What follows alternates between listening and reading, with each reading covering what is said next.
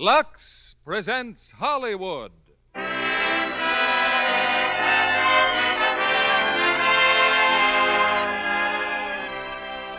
Lever Brothers Company, the makers of Lux Toilet Soap, bring you the Lux Radio Theatre, starring John Garfield and Jane Wyman in Body and Soul with Marie Windsor. Ladies and gentlemen, your producer, Mr. William Keeling.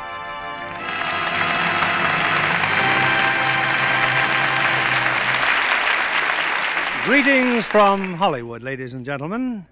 Actors, like any craftsman, must serve a long, hard apprenticeship. And when they learn their trade this hard way, we get the finished artistry of stars like John Garfield and Jane Wyman. Add talent such as theirs to the exciting story of Body and Soul, and the result is drama that hits as hard as our pugilistic hero.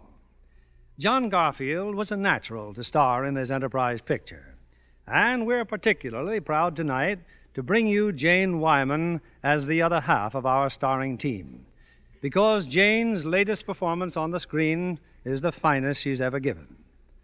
Before we began rehearsals for the play, I took a few days' vacation in Palm Springs. While I was there, I attended a wedding.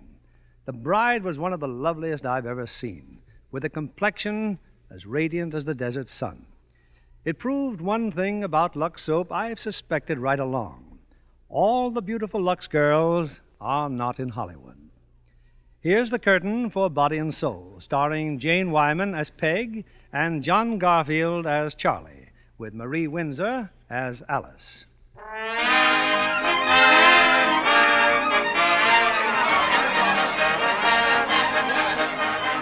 New York City, Greenwich Village, the annual election rally and entertainment of the Iroquois Democratic Club. As always, part of the entertainment consists of some amateur prize fighting. 7,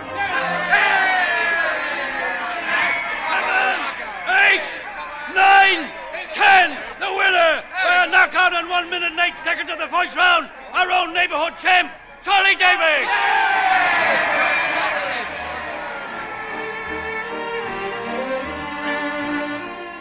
Yes, this is a big night for Charley Davis, winning his fight and awarded the privilege of dancing with Miss Iroquois Democratic Club. A couple of hours later, Charley's escorted Miss Iroquois Democratic Club to her home.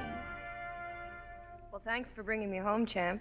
Good night. Oh, come on. Open the door. It's early. Then why don't you go to the movies? Besides, you said your friends were waiting for you in the pool hall. Oh, Shorty don't mind waiting. Look, just 5 minutes. All right. 5 minutes. Say, what's your name? Peg? Peg, huh? Hey, look at all the paintings. What do you do here? I live here. I paint. And I go to art school. Well, I don't get it. What about this Miss Iroquois Democratic Club? I figured you were a dancer on the stage or something. Well, there's a talent agency that arranges these extra little jobs for me. I get $25, and the crowd gets a whistle. A painter, huh? How about doing me? Well, sure. Settle for a pencil sketch? Sure. All right, sit down then. Let me get my pad. How's this for a pose, see? Like I was going to throw a jab and cross with my right. Oh, that's just lovely. Now, try not to move too much. Are you going to be a professional prize fighter, or are you going to run for president? Well, I just want to be a success. You mean you want other people to think you're a success? Well, sure. It's every man for himself. Hey, let me see how you're doing. Ouch. Well, keep your hands where they belong. Okay. You saw, huh? No, I'm not sore. Aren't you going to finish the drawing? I think you'd better go home. Oh, I'll behave, Peg, honest. Besides, I wouldn't go home. I'd go to the pool hall, and that's bad influence on me. But your friends will be there, and you can brag how you knocked that fellow out in the first round tonight. What's so wrong with that? Nothing, if that's what you want. Well, my mother thinks I'm a bum. Maybe she's right. What does your father say? He's dead. Died about a month ago. Oh, I'm sorry. We got a candy store, see, only we won't have it for long. The store's finished. Debts, you know, when my old man died.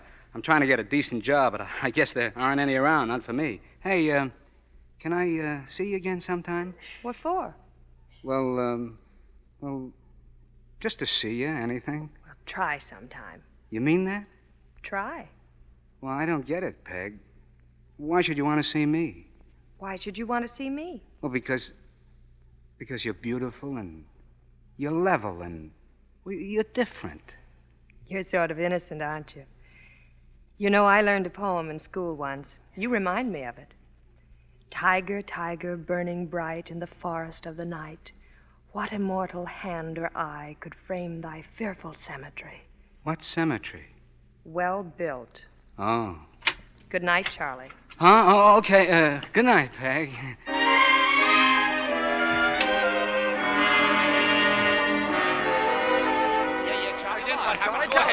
Well, the guy was wide open. He was begging for it, okay, so I let him have it.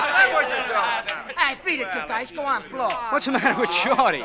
Shake him, will you, Charlie? I gotta talk to you. My trainer, he's got to talk to me. Hey, Charlie. Charlie, just see who walked in here? Mr. Quinn. Quinn, huh? Charlie, don't say it like that. He's a big manager. He was there tonight, I saw him. You mean when I knocked that guy out? Right at ringside. Come on, we're gonna talk to him. But he's playing pool. Charlie, you want to get somewheres, don't you? Sure I do, but... All right, just leave it to me. We're going to talk to Mr. Quinn.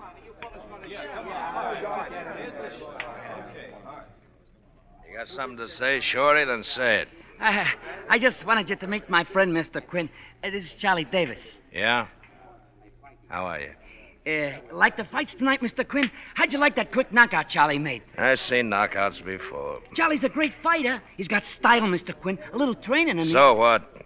So what? He won the amateurs. Listen to me, Shorty. Kids win this and that every day, thousands of them. Every city in the country. And 1 out of 100, maybe, turns professional. 1 out of 1,000 is worth watching, and about 1 out of 1,000,000's worth coffee and donuts. Now tell your boy here to go get himself an honest job. Okay, Blackie, rack him. Wait a minute. Look, kid, I'm playing pool, so you don't bother me. Nobody's asking you for coffee and donuts. I want you to get that straight. You see, Mr. Quinn, a natural fighter. You got a champion here. Shut up. I'm asking nobody for favors, see? Quinn or nobody. I'll see you tomorrow.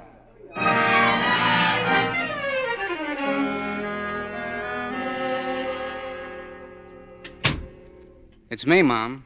Oh, a champion. I already had a delegation from the pool room. They congratulated your mother. Well, it's better to win than to lose. Surely. And the other boy? You hurt him good, champion? Well, it's only a prize fight, Mom. It's a sport. So, now you'll be a professional sport and make a living hitting people, knocking their teeth out, smashing their noses. Is that what you want, sportsman? Mom, please, give me a rest. I looked for a job. For 3 weeks solid, I looked for a job. What do you want? You want me to do like Pop did, be like Pop was, spend my life selling 2-cent sodas to kids? Mr. Davis, give me a penny candy. Mr. Davis, give me a pack of cigarettes. Mind the baby. Make mine raspberry. Not me, Ma. Understand? Not me. Your father wanted you to fool around pool rooms, hang around street corners. He wanted you to study to be something. I want to be a fighter. So fight for something, but not for money. Okay, Mom. I'll try again. Oh, Charlie. Charlie, you're not a bad boy. It's not for me. It's for you, Charlie. Your future. Sure, Mom, sure. Hey, Charlie, I spoke to him again, Mr. Quinn. He'll take you on. Hello, Mrs. Davis. Well, tell Quinn I'm not interested. Charlie, you nuts? I'm through fighting. Ain't that plain enough? But, Charlie, Mr. Quinn says... Tell him, Charlie. Tell him. You heard me, Shorty. I'm through.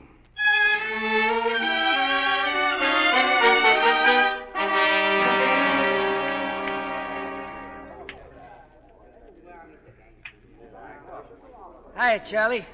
What you doing here? Shoot some pool? I came in to get warm. You could freeze to death on the street. I thought Peg was coming down. Told me yesterday Peg was coming down to meet your ma. She hasn't shown up yet. Maybe she won't come. She'll come. That's what I'm afraid of. That she will come. It's going to be great. Peg and my mother. Well, if you're going with a girl... Who's going with a girl? You need dough to go with a girl. No job, huh? What do you think? Look, you didn't forget about dinner. You promised when Peg came to the house that Who's you... forgotten? Hey, see the paper this morning, Charlie? Huh? Yeah, look. No unemployment for him. Mike Marino KOs Phillips in the second round. You'll keep the paper, Charlie. Look to the one ads. Maybe somebody died and you can carry the corpse. All right. Let me alone. I saw Phillips this morning. That fight last night was framed. Phillips took a dive, but he got $50. $50 for taking a dive. Phillips is smart, Charlie. He don't have to take his girl walking in the street. That needle's getting kind of dull, Shorty. Okay, Charlie, throw your talent in the gutter. Hey, ain't that your girl coming down the street? Huh? Oh, yeah. Come on, let's go.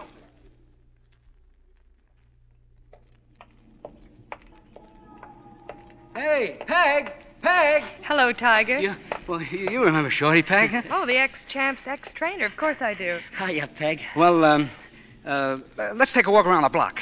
Walk? Isn't this where you live? Yeah, but, my mother, Peg, I thought I'd better warn you. Well, she talks like I was bringing you home on approval or something. I didn't want you to get embarrassed or sore with me. I won't get sore with you. No use, Charlie. You can't call it off now. Just tell Peg you like long engagements. Is this a proposal, Oh, Charlie? Peg, listen. It's a proposal from Mama. And I'll tell you just how she'll start off. First, she'll say, "And where do you come from, Miss Boone?" And where do you come from, Miss Bourne? What did I tell you? And what's so funny? But Peg told you, Mom. She comes from Highlandtown. Thank you. Yes, she did say. My father was a druggist there. A professional man. Very nice. Charlie's father's brother was a teacher, and Charlie's going to night school. He starts next week. He told you. Yes. Oh, I think it's a wonderful idea. Your father's a druggist, a professional man. You're an artist. You know, and Shorty lives on the same block, Peg. Got 10 brothers and sisters. And 7 of them out of work. The times are hard. It's not easy for a boy to get started nowadays. But if his friends encourage him, if he goes to school and gets an education, if he makes sacrifices and tries to... You end up wearing glasses and still broke. You got something there, pal. Glasses and still broke. Go, Mom. I have ears, Charlie. Mrs. Davis? Yes? I'm Miss Tedder. Oh, yes, come in, please. We'd better go in the living room. Peg, excuse me for a minute, please. I won't be long. Who's the dame, Charlie? I don't know. Never saw her before. I have your application here, Mrs. Davis. Mrs. Anna Davis, widow. Is that correct? Yes, I'm Anna Davis. Now, this is just a form so we can have the proper check. Race, white. Religion, Jewish. Nationality, American. Mom. Oh, this is your son? I'm Charley Davis. You're unemployed. You got a job for me? Have you tried? He tried. All the questions on the form must be answered, Mrs. Davis. Now then, have you tried to get a job? Would I be asking for a loan from charity if I could find work? Oh, it isn't personal. We have to ask. Have you any resources, any, jewelry? She has a wedding ring. Charlie, please. We don't ask women to sell their wedding rings, Mr. Davis. I wish you'd understand. I have to ask these questions. Charlie, go into the other room. I'm staying right here. Is this furniture yours, Mrs. Davis? Yes, the furniture's hers. Now get out of here. I won't have you talking like that. Get out of here. Get out! We have to ask questions if we're going to help. We don't want any help. Tell them we're dead. We don't want any help. Very well. I'm sorry, Mrs. Davis. Goodbye. Charlie, you fool. Charity, why did you do it? Why? To buy myself fancy clothes. Oh, it was for you. To learn, to get an education, to make something of yourself. Shorty, come here. Yeah, Charlie? Get your coat. Go out and find Quinn. Find him now. Quinn, you mean? Get me that fight from Quinn. I want money. Do you understand? I want money. No, I forbid it. Better buy a gun and shoot yourself. You forget, Ma, you need money to buy a gun.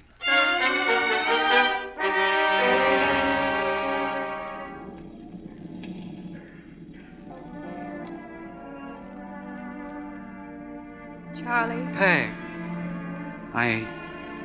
I thought you left. I'm sorry. I'm sorry I had to stand there and hear it. I looked for you on the street, even the pool hall. Then your mother said maybe you'd be here up on the roof. Peg, can you understand? I don't want any handout. You think I like the idea of waiting around for the whole world to make up its mind what to do with me? What is it you want to do? Anything you want to do is all right with me. I must be in love with you, Charlie. I don't know what else it could be. It'll be quick, Peg. Quick. I got fists, see? I got 2 good fists. Tiger. Yeah, that's right. I got claws. But not for you, Peg. Not for you.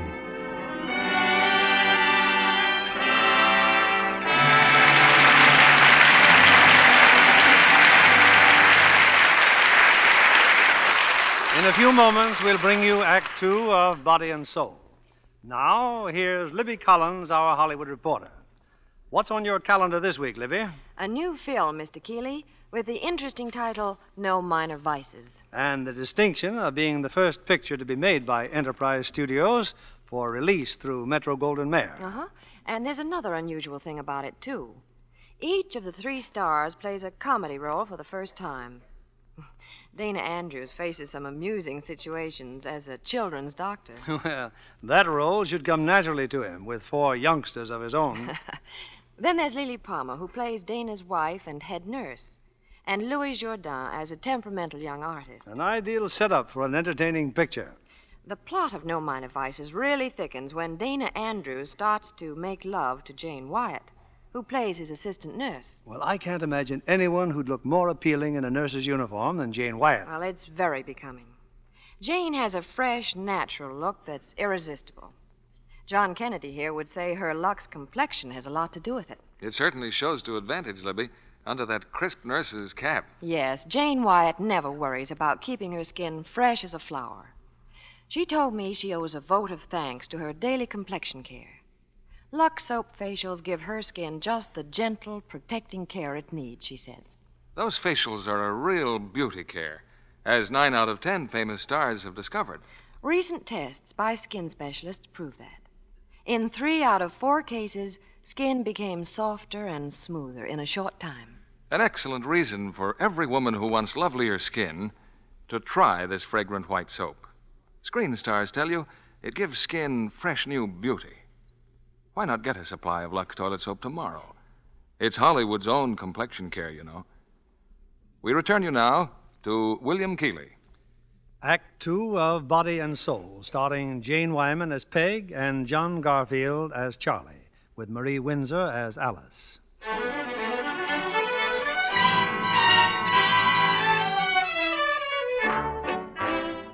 Once in a great while in the profession of prize fighting, a natural like Charley Davis will catapult to the top almost overnight. Charley has all the heart and skill to become a champion. But more than that, his lethal fury in the ring is driven by a dread of the poverty he's known all his life. Charley must have money, and if the champion makes the most, then Charley's going to be champion. Under Quinn's management, he spent the year away from New York. 21 fights, 19 knockouts, 2 decisions. But now Charley's back home again. Hey, this is some apartment house, Shorty. You sure this is where I live? Yeah, we'll soon find out. These are the keys Quinn sent me. Charley. Peg. Oh, Peg. You're back. You're home. Oh, darling, I wanted so to meet you at the airport. Don't but... talk, Peg. You're wonderful. Wonderful. Yeah, she's wonderful. Hey, Charlie, ain't you going to look the place over? Here's some layout. Later. Hey, isn't Quinn here? Oh, he said he'd drop by later. He's seeing somebody named Roberts. Roberts, already? Hey, that's great. Yeah, great. Peg, if you and Charlie want to be alone... Oh, stick around. Peg, your new job. In your letter you said that... Oh, I'm a big success. 3rd assistant art director now. Swell. You miss me? It's been a long year, Charlie. Hey, take it easy. What's the matter? Oh, my hand. That guy in Detroit had a head like a rock. Oh, Charlie. And this scar on your chin? Chicago. And this? Philadelphia. And there? Boston. You get something every time, baby. But it's worth it as long as you win. Lots of money, Peg. Lots of clothes. Lots of headlines. Tell her, Shorty. I'll be right back. Got to change my shirt. You look tired out, Shorty. I'm just worried, Peg. Worried? Over him? Yeah. He's all on edge, Peg. He's all wound up like a guy in a jag. Peg, you gotta... Oh, what is it? Shorty, say it. You two still gonna get married? Well, I haven't had time to say no. Then get married right away. Why? Have I got a rival, Shorty? Yeah, money. They're turning him into a money machine, Peg. A gold mine, an oil well. They're cutting him up a million ways. You're the only one left, Peg. He won't listen to me. If you don't hold on to him, it's goodbye, Charley Davis. Marry him, Peg, but do it now. Now. Hey, Peg, how do you like this coat? Camel's hair, handmade. Come on, honey, let's get out of here. We're going to paint up the town. Wait a minute. Mom, I forgot about Mom. Well, she should be here in a little while, Charlie. Why don't we wait? No, I've already waited a year. Shorty, when the old lady gets here, make her happy. Huh? Make with the jokes. Quinn will be looking for you, Charlie. If he got to see Roberts... Who's Roberts? The guy you got to see if you want to crack at the championship. He's more than that, Peg. In this racket, he's the dough, the real estate, everything. Well, what does he want from Charlie? Everything. I told you 100 times. After I fight Ben Chaplin, I'll be champ. And I'll give the orders. I'll say what and when. Sure you will. To everybody except Roberts. There'll be more dough, won't there? So let him cut it up. A bigger pie, more slices, more to eat for everybody. It doesn't make sense. Nothing makes sense. Only dough. Come on, baby. Let's start spending some.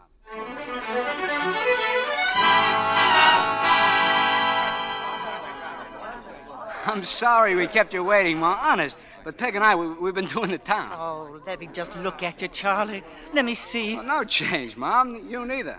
How do you like everything, huh? Oh, it's wonderful. Sorry we kept you late. Oh, it's my fault we're so late, Miss Davis. It's my fault, everybody. We danced and danced, and Charlie just couldn't get me home. Oh, look at my new coat. Look, it's a wedding present. We're going to get married right away. We just decided. Charlie, thanks. Oh, it's been such a day. Every place we went, there were millions of people, and all intimate, personal friends of Charlie's. And Charlie was king, and I was Charlie's girlfriend. I'm tight. I bet I'm tight. I know you, Mrs. Davis. You're his mother. And you're Mr. Quinn, his manager. And you're Shorty, his friend. And you're... Who are you? I'm nobody yet. Oh, well, don't suck. We're all nobody. You know what nobody is? Nobody's anybody who belongs to somebody. So if you belong to nobody, you're somebody. Understand? Some wife I'm getting, Mom. She likes champagne. You won't have to worry about Peg. Oh, Charlie, this is Alice, a friend of mine. She sings in a nightclub. Glad to meet you, Charlie. And this is Miss Bourne. Hi. Could I try it on, your new coat? It's all yours. Well, Charlie, when's the wedding? Right away, Shorty. Good. We'll invite the whole neighborhood, huh? Oh, gee, what a coat. Soft, like a baby's skin. I bet it cost a lot of money. She's too rich for your blood, honey. Hey, is that the door? I'll get it, Shorty. Hello, Mr. Roberts. We've been waiting for you. Beat it. You're Charley Davis, huh? Pleased to meet you, Mr. Roberts. This is my mother. Good evening, Mrs. Davis. And this is my girl. We're going to get married. Oh, congratulations. And this is our friend Shorty. He's our trainer. How about a drink, Mr. Roberts? Never touch it. What's on your mind, Mr. Roberts? No, social call. Social call? What kind of a deal did you cook up with Quinn this afternoon? Hey, take it easy, Shorty. Didn't you tell him, Quinn? Well, I figured to wait till we all got together. Who did you say this fella is? Shorty? He's my friend, my trainer. Your friend? For how much? As long as we're talking business, Charlie, I'd rather talk it alone. Well, yeah, sure. Come on in here. You want to fight the champ, we got to get a few things straightened out. Whatever you and Quinn decide. Sure, only I don't talk money with Quinn. Close the door. I only make one kind of a deal, Charlie. 50%. 50% of what? Quinn gets 30%, Shorty gets 10%, I get 60%. Well, then we start fresh. You're a fresh young kid, so we start fresh. But what about Quinn? Well, he's your manager. We both need him. You give him 5%, I give him 5%. And Shorty? Well, I don't ask you what you give your mother, Charlie, or your girl. I pay my expenses, you pay yours. Well, Shorty gets 10%. Do it my way. You fight for the championship right away. Okay. I'll take care of Shorty myself, but don't say anything about it. What about me, Mr. Roberts? What percent am I worth? Peg, did you hear? I get a crack at the championship right away. What about it, Mr. Roberts? After all, I made him what he is because I told him to fight. He's going to make a lot of money. Enough for everybody. Just take a tip, kid. Yeah? Postpone the wedding bells. Keep your mind on that championship. Well, good night, Charlie's girl. It's a very nice coat. Did I mention it was a wedding present? Well, just remember, after mink comes sable. Line up a training camp, Quinn. The deal's all set. Good night, everybody. When do you want to start, Charlie? When?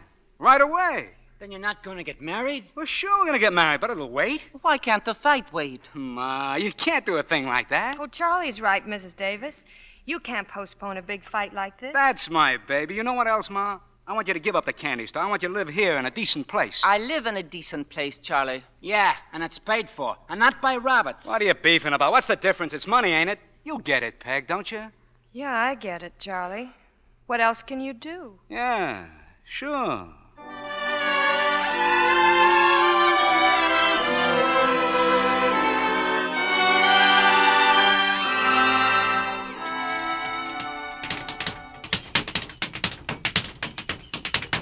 How am I doing, Shorty? How do I look? Oh, take it easy. Slow down. Who wants to slow down? If you ask me how he looks, I'd say like $1 million. Count 'em. You got some nerve, Alice, barging in on me here. I came to see Charlie. Well, you saw him. Now turn around and go back to New York. No hurry. The nightclub doesn't open for a week. I thought you'd learn to behave yourself. I think I'm behaving just fine. So does Charlie. Just one word of advice, honey. In 2 weeks, he fights the champ. Until that's over, I got troubles enough. What trouble? He's gonna win, isn't he? Suppose we just wait and see what happens, huh? Sure, Eddie. Let's wait and see what happens.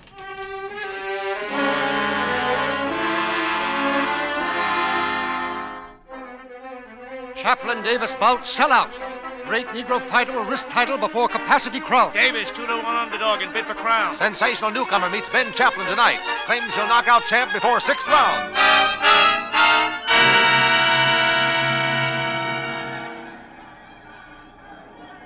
How do you feel, Ben? I'm okay, Mr. Roberts. Yeah, it looks fine, Arnold. You're a good manager. You haven't forgotten the deal we made. The $40,000 you owe me? No, I haven't forgotten. I'm talking about the fight. A decision, right? No slugging. That's the way it still stands, Mr. Roberts. Why, sure. We made a deal. And Quinn understands, and Charley Davis? I don't mind saying I'm scared. Scared? You'll make a pile of dough. I'm talking about Ben here. I told you 2 months ago he's got a blood clot. Those specialists said he shouldn't fight anymore. And I told you 2 months ago a champ's got to fight. Isn't that right, Ben? People don't count with you, Mr. Roberts. Just money. But don't worry now, Mr. Arnold. As long as Davis don't get rough, we'll make it look real good. Roberts wouldn't cross us up, Ben. Not like that. Get ready, champ. You got about 5 minutes. And once again, as the third round ends, the champion, Ben Chaplin, is on the canvas. We cannot understand Chaplin's style tonight, ladies and gentlemen. From the start, he's tried to box with Davis, apparently trying to outsmart this hard, this vicious punching wildcat who must sense that the championship is all but in his grasp right now. In his corner, Chaplin seems completely dazed, whether from that last blow of Davis's or simply from surprise, we cannot say. But we do know that nobody can go on absorbing the terrible punishment that Davis has been handing out since the very first round. There goes the 10-second warning. Chaplin's manager's still working on the champion, talking to him, pleading with him. Chaplin's on his feet now, and out rushes Davis as the bell sounds for round 4. The boys are in the center of the ring. Chaplin leads with a left, a jab, another jab. Chaplin seems a little more confident now. He's just dodged a terrific left hook thrown by Davis and counters with a stiff right hand to the body as Davis seems to... There it is, ladies and gentlemen. Chaplin's down as Davis throws a tremendous right hand to his head. The count's at 4, but the fight's over. And there's a new world's middleweight champion, Charley Davis.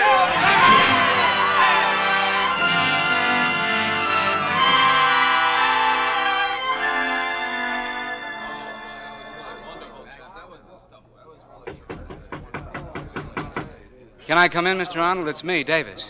Come in, Charlie. How is he? How's Ben? He's still unconscious. Well, Doc, what do we do? We better get him right to the hospital. You must have hit him awfully hard, Davis. Anything I can do, anything. I mean, money, He'll be all right, Charlie. Will he, Mr. Roberts? No, I don't think so. Shorty, get Charlie out of here. You better go, Charlie. I'll stay. I'll go down to the hospital with Arnold. If Peg wasn't waiting for me... I'll see you both later at the nightclub. Mr. Arnold, please, if I can do anything... Charlie, please, beat it. Yeah. You promised Davis would take it easy, didn't you, Mr. Roberts? Look at Ben. He's gonna die. You better go too, Shorty. Wait a minute. Who promised to take care of what? He knew Ben had a blood clot on the brain. He promised me. I guess I've been a little slow, ain't I? I don't like being your partner, Mr. Roberts. I'm out of it as of right now. And I think Charlie will be out of it, too. You've always been out of it, Shorty. Whatever you get from Charlie. He's giving you a handout, didn't he tell you? No. Then why don't you ask him? Let me know what happens, Arnold. Send me the hospital bill.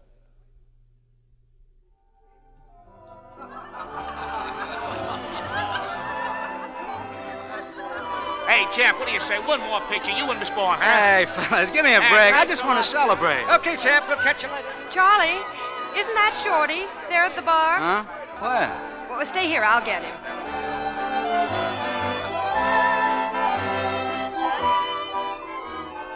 Oh, hello, Peg. Aren't you joining us, Shorty?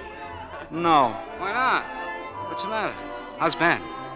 They won't know for a while yet. You didn't win that title tonight, Charlie. Ben was double-crossed. They promised him an easy go. Where do you get that stuff? Who promised? Ben was sick. He had a blood clot. They all knew. A blood clot? Here's Roberts. Well, ask him. It's the old alibi, champ. You'll get used to it. You don't think I beat him square? Is that it, Shorty? You beat him foul. I don't like partners like Roberts, Charlie. It's rotten. Tell him he's out. What are you talking about? Are you crazy? Roberts says I'm out. Am I, Charlie? You gonna keep on giving me that 10% for old time's sake? What's the difference? We won, didn't we? That's what we wanted. We didn't win. Roberts won. Charlie went Fester. We're rats. If you don't like the racket, Shorty, you can always quit. I quit 2 hours ago in Ben's dressing room. Peg, if he has any sense left, he'll do the same. I'm through, Charlie.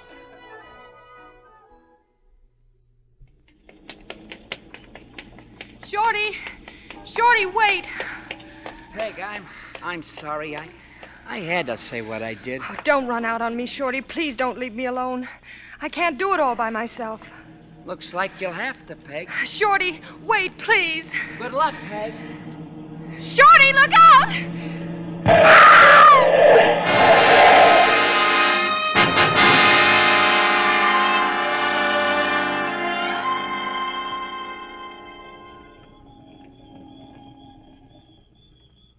Sit down, Charlie. Let's sit here on the bench. We've walked all the way to the river. Let me find a cab. I'll take you home. In a minute. How can so much happen in just one night? The fight, Ben, Shorty killed by a truck. I say the words, but I can't believe them. It's like Shorty was blind, like he walked right into that truck. Is Ben going to die too, Charlie? No, he isn't going to die. They say he'll live. They say he'll be all right. If one could only say that it all started here or there. If what started? This thing you're in, Charlie. And you've got to get out of it. Well, what can I do? It was an accident. Only the dying. Nothing else. We can't live with these people, Charlie. I couldn't bear it. Well, you don't have to see them or meet them again. We'll live fine. I'll make the money. I'll look after Ben. Believe me, I'll do everything I can. But I can't start again. From what? With what? But, darling, you won't be starting again with nothing. But if you don't get out, someday it'll be worse. You'll be like Ben. I'm too smart for that. It's nothing to argue, Charlie. I can't live this way. You stop now, or I stop. Peg, that's not fair. Was it fair for Shorty to die? It was an accident. And for Ben to fight with a blood clot? I didn't know. One way or the other, Charlie. But I'm the champ. You mean Roberts is the champ. I can't marry you, Charlie. It would mean marrying him. I can't, Charlie. I can't.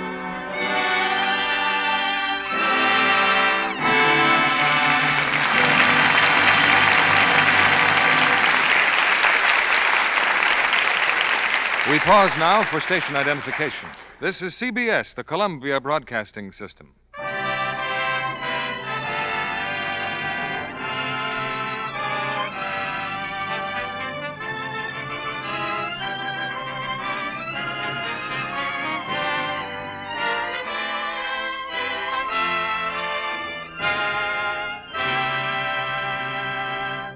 We'll bring you the third act of Body and Soul in a few moments. Tonight, we welcome a charming newcomer to the screen, Miss Laura Elliott. She's something of a record breaker, too. I understand that though you've took your screen test only last summer, Laura, you've already had several important roles. Well, I was pretty lucky to get started so soon, Mr. Keeley. Why, it's exciting to be at a big studio like Paramount. I spend hours on the sound stages. I know of no better way to learn the technique of movie making. Oh, and especially when there's a big production going on, like Sealed Verdict. Oh, yes, that's Ray Milland's new picture about GI fraternization in Berlin. By the way, doesn't Sealed Verdict expose the true story of those beautiful German girls who worked as underground agents? Yes, it does. They call them sweetheart saboteurs. Florence Marley, who co-stars with Ray, is one of them. I was especially interested in watching her on the set. You know, it's her first American film. Yes, I know. The studio brought her from Europe, where she'd already established an enviable record as an actress. And she's very beautiful, too. Flaming red hair and a lovely complexion to go with it. By the way, Mr. Kennedy, she's just delighted with Lux toilet soap. Says it's wonderful to get all she wants here in America. I'll bet she likes that big, generous-sized new bath cake. Oh, everybody does. It's made to order for luxurious bathing. Thanks, Miss Laura Elliott. You've explained why Hollywood is so keen about the new bath-size Lux toilet soap. There's real luxury in the abundant, creamy lather, in the delicate fragrance fastidious women love. If you haven't used this satin smooth new bath cake, why not try it tomorrow? Get a supply for the men in the family. This big new bath size makes a hit with them, too. Here's our producer, Mr. William Keeley. The curtain rises on the third act of Body and Soul, starring John Garfield as Charlie and Jane Wyman as Peg, with Marie Windsor as Alice.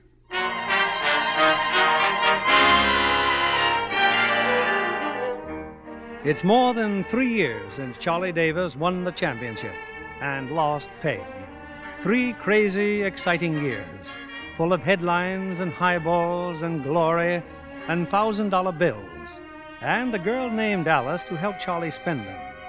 5 times Charlie's defended his title and won. And now, after months of idleness, Charlie's going to fight again.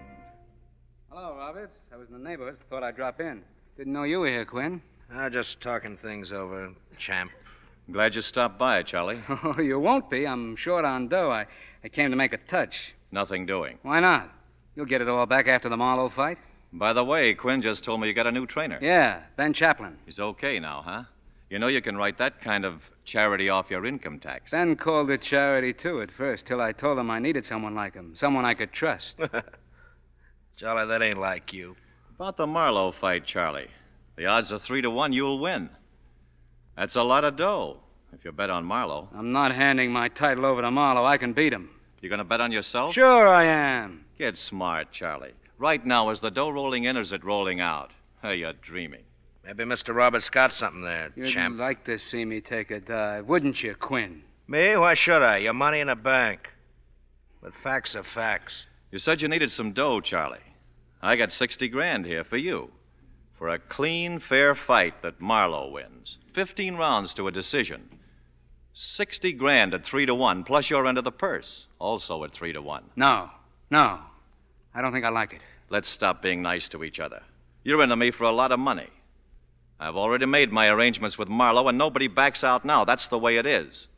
Besides, a lot of guys think Marlowe can beat you on the square. I don't take a dive for nobody. What do you think I am, a tanker? Who's asking you to take a dive? I said decision.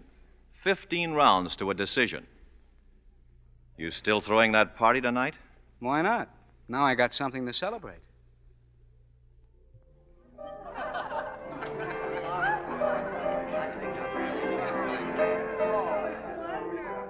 Where's the champ, Alice?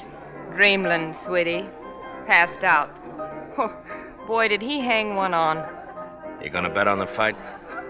Every cent I can beg, borrow, and steal. Just remember I told you about it. Charlie's gonna make a snoot full of dough. You go through it in a year with your help. That gives me a year, Eddie. What about you? I'll find myself another mug. They come and they go, but I stay. That's the reason you should listen to me. Don't you ever get tired? I got no time for pride. Just don't be too sure about Charlie. Every time he's low down, he's gone to Peg. He's not gonna feel so hot after this fight. I don't care where his heart is.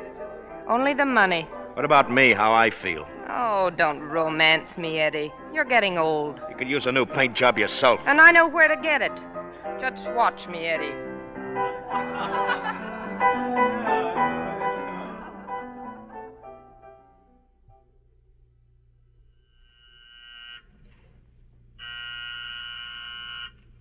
Yes? Milkman. Here. Early delivery, Peg. Charlie.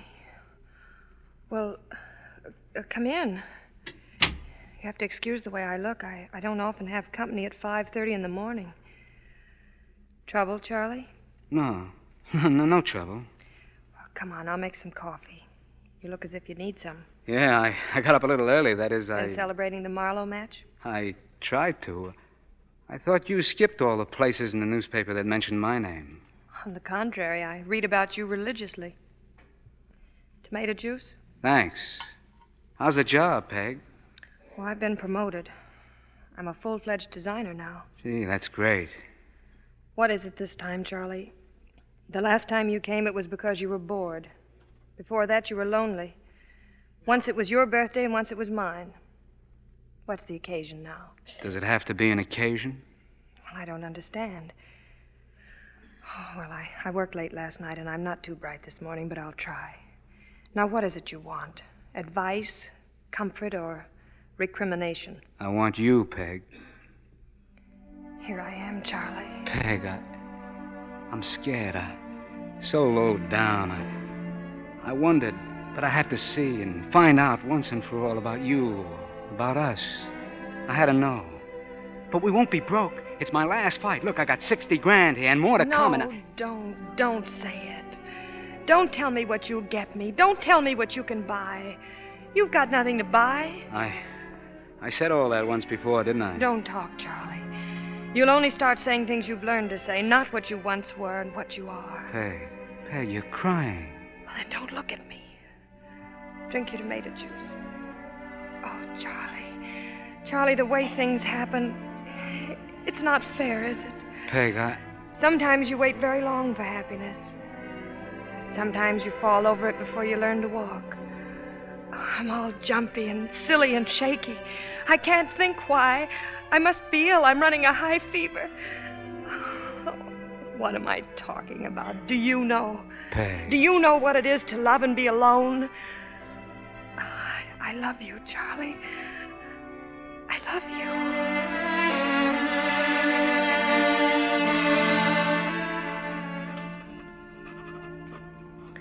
Darling, I talked you to sleep.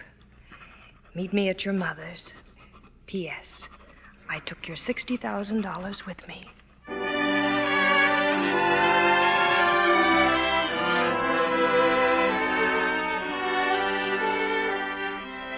And did she tell you, Ma? Did Peg tell you? It's my last fight. I'm leaving town Sunday. Training camp. Yes, Peg told me, Charlie. And she said the most beautiful thing I've heard in my lifetime. She said at her age she didn't think she could ever fall in love again. With who? With us, Dopey. Thanks, Ma. She talks too much, this girl. Not only that, she steals my money. Come on, give. What'd you do with it? Oh, you're too late. I put it in the bank. Well, in the morning I'll go down with you and pick it up. What for? Well, I need it. Why? Well, to bet on the fight. Oh, but darling, if you lose the money, then you'll want to fight again. Oh, no, I'm not going to give it to you. You're rich enough. Well, you don't understand. I don't want to quit without money. I don't want to end up broke. But how can you be broke with $60,000? Darling, you can stop right now. Stop now? There's $1 million riding on my back. If I don't bet, I don't get a dime. I'm all mobbed up, tied hand and foot, down to my last buck. Do you think I want to end up like Ben, punchy, with a blood clot on my brain, waiting to die any day, or with a bullet in my back in an alley? What do you mean, bullet? Well, don't you understand? The fight's fixed. Fixed? What does it mean, fixed? It means I'm throwing the fight, that I'm going to lose. It's all arranged. That's why I want to bet the 60 grand. You get it, Peg, don't you? Sure, I get it. It's an investment, a sure thing. What? Well, what do you want? What are you looking at? And the people are all so proud of you, Charlie. Like the people in this neighborhood here. You're all friends, Charlie. We have nothing to be proud of, except maybe you, because you come from them. Then tell them not to bet on me. They know it's a racket. They don't bet to win money, Charlie. It's their way of showing they believe in you. It's none of my business what they do or what they believe in. Nobody looks out for me. Oh, poor Charlie. Nobody looks out for you. Well, you're all so high and mighty. Ma wouldn't have a dime if it wasn't for me, or a too big candy store, or clothes on her back. Peg, it's my money, isn't it? You were in such a big hurry you slap it in the bank. Sure, you said we're rich enough, like the rest of them. I take the beatings and comes out of my hide, and you take the dough, like all the rest of them. Well, this time I'm taking care of the dough. Give me back my 60 grand. I didn't put it in the bank. It's there, Charlie, there on the sideboard. Okay, thanks. And take back everything else you've given me. Here, what everybody gives you. The long years of happiness. The broken promises. The lonely nights. Take it all back, Charlie. Take it all back.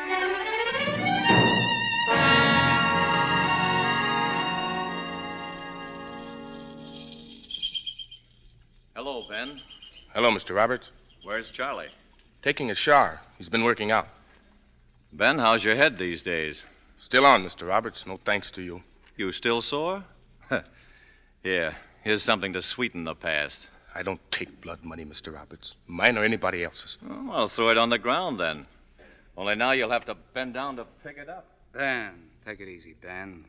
I'm okay, Charlie. You shouldn't get excited. Last couple of weeks, I've been fighting my head all the time.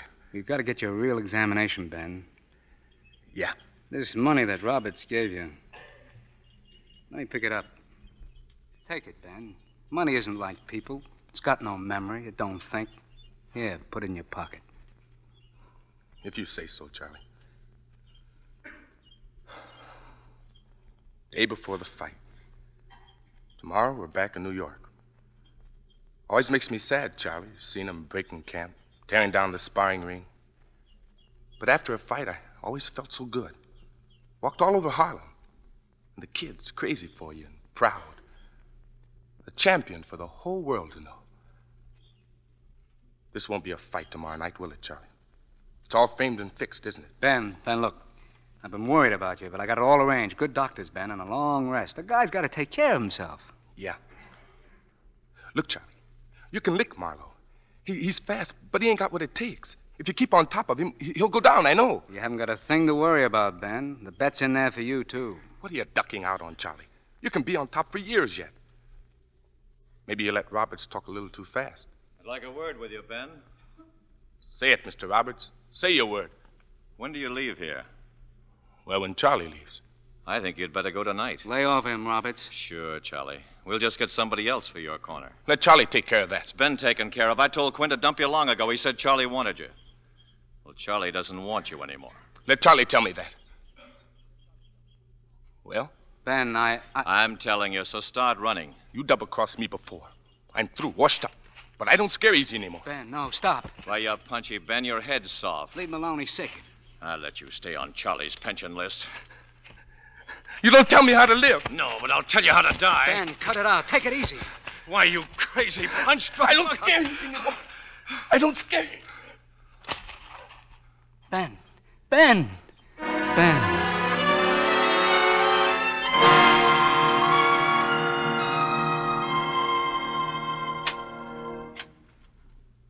Hello, Ma. What do you want, Charlie? Ben's dead. When? A few hours ago. Has anybody called me? No. After Ben died, I just got in the car and drove away. I had to come down tomorrow anyway, so I thought... I couldn't sleep, Ma. I thought maybe I could... Peg's here, Charlie. She's gone to the market. Oh. I couldn't stand up there after they took Ben away. I couldn't sleep, so I came down. I had to find a place where I could lie down. You know, Ma, you have to have a place. But those things I said to you and Peg, I didn't mean it. You know that. Charlie. What's the matter? Don't you want me here? The butcher was closed, Ma, but I got all the... Peg. No, I don't want to see you. Please. Go away, Charlie. Go away. Okay, I'll go.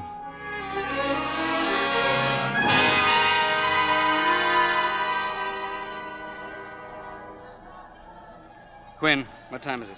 About 9 o'clock, Charlie. Got an hour yet for the fight. Why don't you lie down in the dressing room? That was a great stunt you pulled last night, getting cockeyed. Well, what's so wrong? It's not like he was out to win tonight. Quinn, maybe you better go out front. Yeah. Okay. Been thinking about Ben, huh? That's what's bothering you. But everybody dies, Charlie. Ben, Shorty, even you. What's the point? No point. So you're just going to box Marlowe for 15 rounds like we agreed. Nobody gets hurt, nobody gets knocked out. You'll get your money, we're squared away. The rest is conversation. Get out. Just let me alone. Let me alone. Sure. All these years, down the drain. All gone down the drain.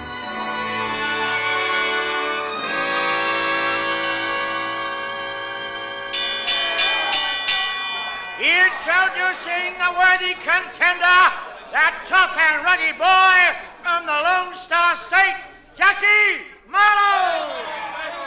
And now that great champion who has met and defeated all the leading contenders, the champion of the world, Charley Davis. Your timekeeper is Bert Jackson, keeping time for the knockdowns, Tony Amata. Judges Edward Watson and Paul Stoddard. Referee Billy Johnson. And may the better man win. All right, boys, I want a good, clean, honest fight. You know what the rules are. I want you to be very careful about fouls. When I tell you to break, I mean This break. is your ringside radio reporter, ladies and gentlemen, ready to bring you the first round of this long-awaited championship contest. As you know, the experts have figured Davis to beat Marlowe. They say the betting odds have been about... All right, here we go for round one.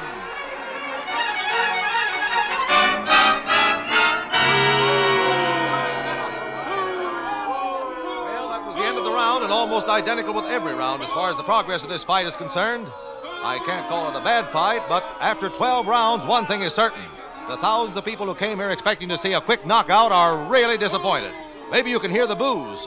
There just hasn't been any action, and the champion, Charley Davis, looks badly out of condition. Al, what round is it? 13 coming up. I'll fall down by the 15th. Hey, the referee. I've just warned Marlowe, and I'm telling you for the last time, Davis, come on and fight. Yeah, sure. Warn him, boys, Charlie. Okay. You happy, Quinn? Sure, I'm happy. Just 3 more rounds, Charlie, and you can kiss us all goodbye. Yeah, 3 more rounds. Story all over again. There's Davis falling into another clinch. Once again, the referee warns him to start fighting, but from the looks of things, neither man has any intention of... He's down! The champion's down! As he broke from that clinch, Marlowe suddenly lashed out with a hard right. Oh, but a hard one. The first real blow of the contest. Davis is up now. He's shaking his head, stunned.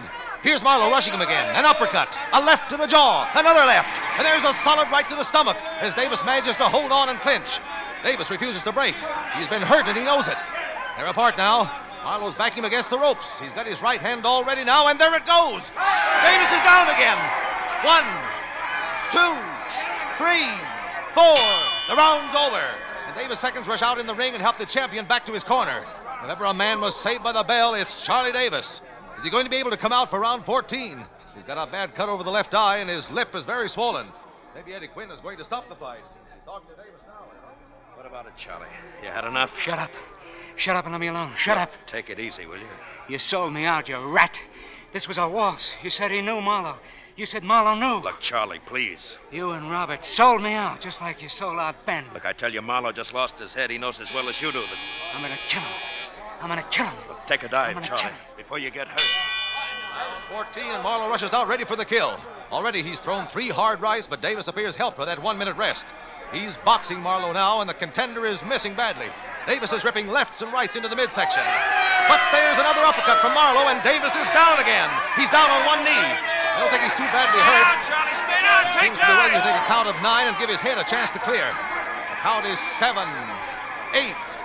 Davis is up now, and once again, Marlowe is ramming in with a barrage of rights and lefts.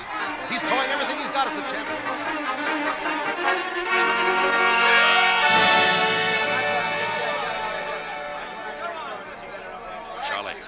Charlie, listen to me. You know what you're doing? What? What round? The last round, coming up. Let me work on him, Mr. Quinn. Look, get out of here.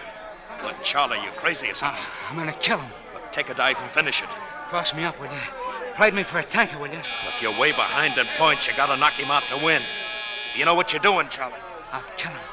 I'll kill him. Never seen anything like it before in my life. Knocked down 5 times by Marlowe, 3 times for the count of 9. Charley Davis in round 14 suddenly became the champion he once was, and all but knocked out Marlowe in the last 60 seconds. All right, there's the bell. Round 15. They come out and touch gloves. No more of this reckless throwing of leather. Each man's very cautious. And over this capacity crowd, a great silence has descended.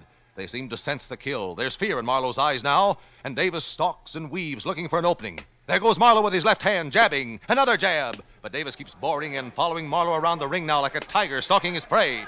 And Marlowe with rights and lefts to the body. They're fighting in close now, shoulder to shoulder. Oh, a hard right by Davis. And Marlowe is hurt. Marlowe staggered. Davis now unleashes a terrific attack. A right to the jaw, another right. Another to the head, and Marlowe is down. Marlowe is down. The count is 4, 5. Marlowe is motionless. He's out cold. 8, 9, 10. The winner and still world's champion, Charley Davis.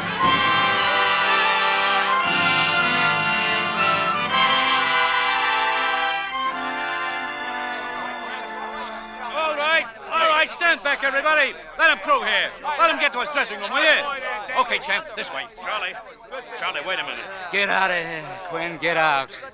Okay, Charlie. Sure, okay. Let him through, folks. Let him through. What's the matter, Eddie? Wouldn't even talk to you? It's funny how things work out, Alice. What's so funny? You're back in my league now, aren't you? Oh, come on, honey, let's talk it over. I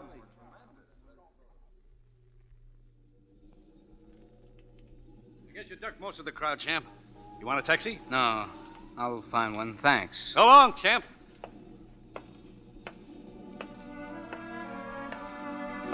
Congratulations, Charlie.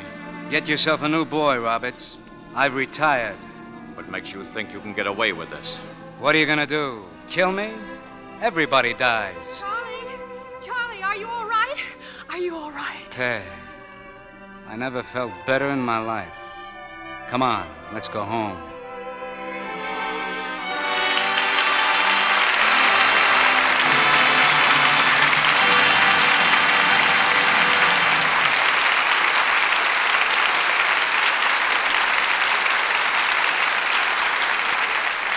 The spotlight turns back to the stars who brought us Body and Soul: John Garfield, Jane Wyman, and Marie Windsor.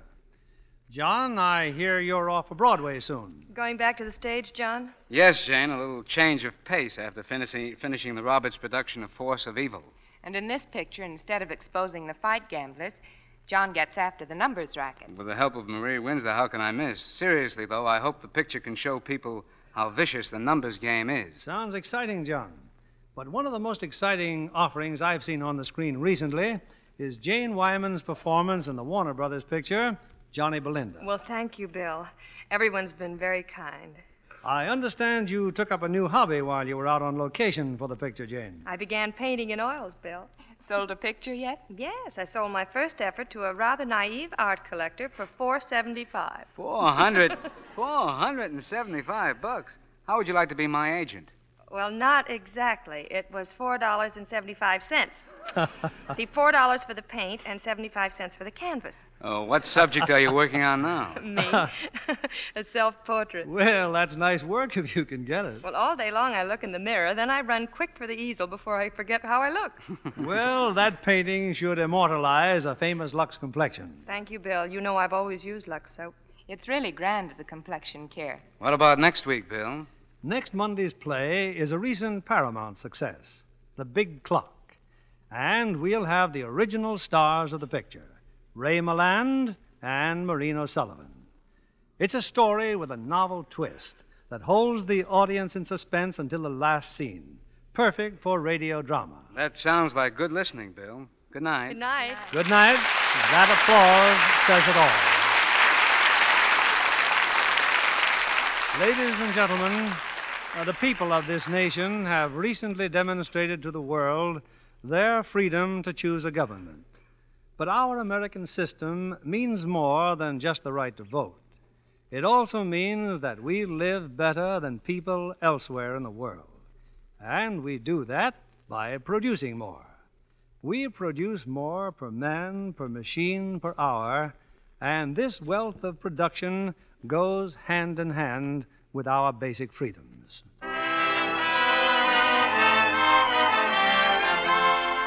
Lever Brothers Company, the makers of Lux Toilet Soap, join me in inviting you to be with us again next Monday evening when the Lux Radio Theatre presents Ray Milland and Maureen O'Sullivan in The Big Clock.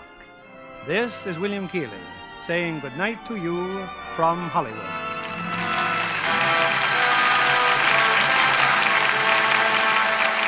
Third in our cast tonight were Bill Conrad as Quinn, Ann Wilms Herbert, Janet Scott, Douglas Evans, James Edwards, Carlton Cadell, Jeff Chandler, Bill Johnstone, Herbert Butterfield, Leo Cleary, Maura Martin, Eddie Marr, and Howard McNear. Our music was directed by Louis Silvers, and this is your announcer, John Milton Kennedy, reminding you to join us again next Monday night to hear Ray Milland and Maureen O'Sullivan in The Big Clock.